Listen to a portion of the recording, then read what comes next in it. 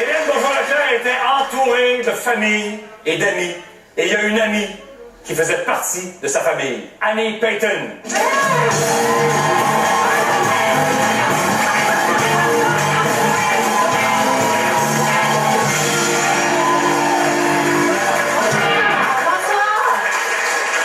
Lorsque nos regards se sont croisés, c'était la première fois à l'UQAM où on étudiait en théâtre. Bon, ça fait de ça à peu près 20 ans.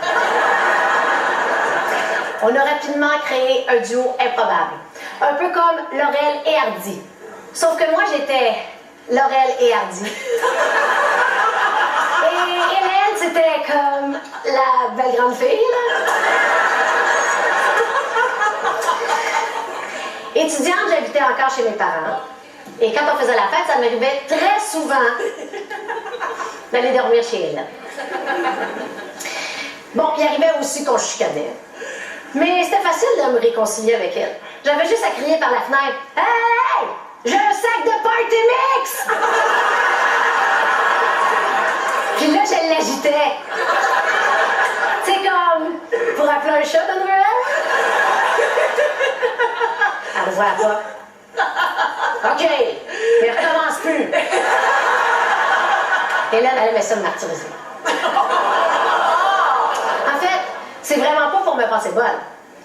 Mais c'est sur moi qu'elle a pratiqué son rôle de la belle-mère dans mon âme. Mais comme toute bonne mère, elle inventait des règlements. Moi, ces règlements, je les trouvais inutiles. Mais pour elle, c'était d'une importance capitale. Par exemple, elle avait sa propre assiette à déjeuner. Puis personne n'avait le droit de toucher à son assiette à déjeuner. C'était son assiette. Puis si tu touchais à son assiette, elle te piquait avec sa fourchette. Un autre de ses règlements maison, c'est quand elle recevait une revue, il n'y a personne qui avait le droit d'y toucher avant que madame la lue au complet. Donc si par malheur, j'avais touché à une de ses revues, elle aurait pété un plomb.